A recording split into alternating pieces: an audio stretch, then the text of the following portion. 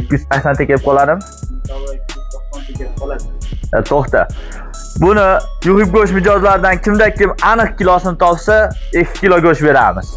Assalomu alaykum yuhib go'sht mijozlari. Mana o'tganda 9 ta bitta joyga baraka qarnavoslarimizni bittasini olib keldik. Inshaalloh Xudo xolasa buni 17-aprel kuni juma aksiyasiga chiqaramiz. Buni narxlari 115 mingdan bo'ladi. Bu novvosimizni qachonligi, bo'yindonligi, go'shtlikligi o'zingizlar ko'rib turibsizlar. Juma aksiyasi bo'ladimi, boshqa kunlari bo'ladimi, har doim eng sifatli, eng zo'r go'shtlar yuhib go'sht do'koniga bo'ladi. Har doim sizlarni kutamiz. Manzilni bilasizlar.